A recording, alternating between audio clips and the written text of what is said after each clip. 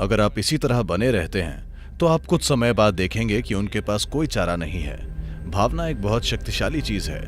ये कोई चाल नहीं है, ये होने का एक तरीका है, ये होने का एक बुद्धिमानीपूर्ण तरीका है।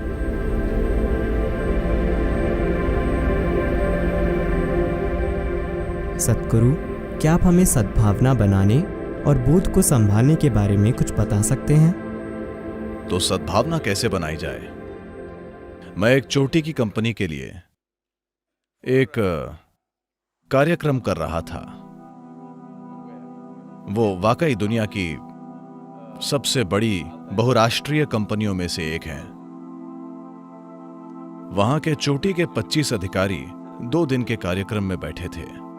मेरे साथ 9 वॉलंटियर थे। ईशा फाउंडेशन पूरी तरह से वॉलंटियरों द्वारा चलाया जाने वाला संगठन है और ये 9 वॉलंटियर कार्यक्रम में सब कुछ संभाल रहे थे। और दूसरे दिन इनमें से एक अधिकारी ने मुझसे पूछा, सद्गुरु, आपको ऐसे लोग कहां मिलते हैं? क्योंकि वे हमेशा कंपनी छोड़ने की सोचते हैं। आपको ऐसे लोग कहां से मिलते हैं? मैंने कहा, मिलते नहीं हैं, आपको उन्हें तैयार करना पड़ता है। आप उन्हें कैसे तैयार करते हैं? मैंने कहा, कुछ ऐसा कीजिए कि उन्हें आपसे प्यार हो जाए। ओह, हम ऐसा कैसे करें? I said, first you must fall in love with them. Then they say, oh, they don't pay us for that. So that's all it is. मैंने कहा, पहले आपको उनसे प्यार करना पड़ेगा।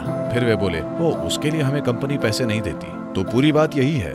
तो आप सद्भावना बना नहीं सकते, आपको सद्भावना बहानी होगी।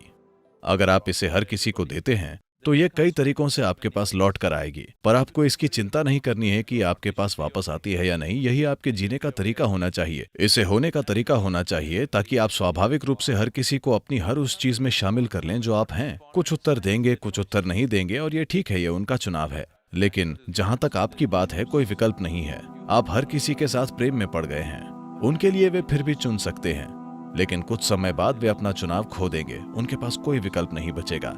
अगर आप इसी तरह बने रहते हैं तो आप कुछ समय बाद देखेंगे कि उनके पास कोई चारा नहीं है। शुरू में वे ऐसे बर्ताव करेंगे जैसे उनके पास विकल्प है, लेकिन थोड़े समय बाद उनके पास कोई विकल्प नहीं बचेगा।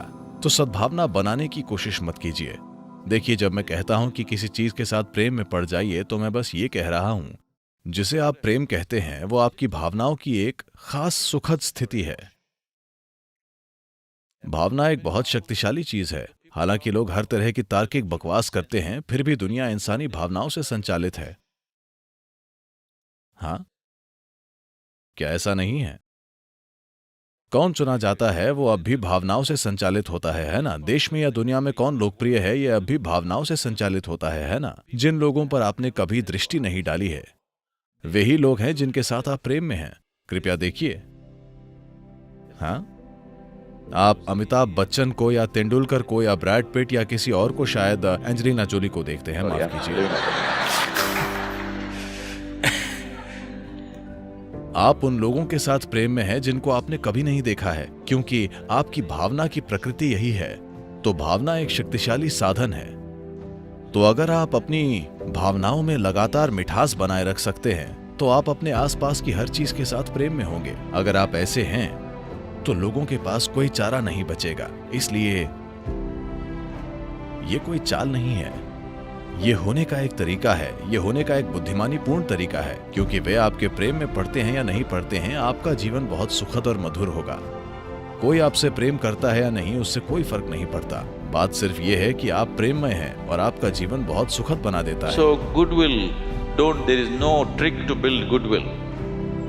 तो सद्भावना बनाने के लिए कोई चाल नहीं होती, उसे चालाकी कहते हैं। कोई तरकीब नहीं है, आप बस ऐसे बन जाइए। जो उत्तर देते हैं वो उत्तर देंगे, जो नहीं देते वो नहीं देंगे। इसमें क्या समस्या है?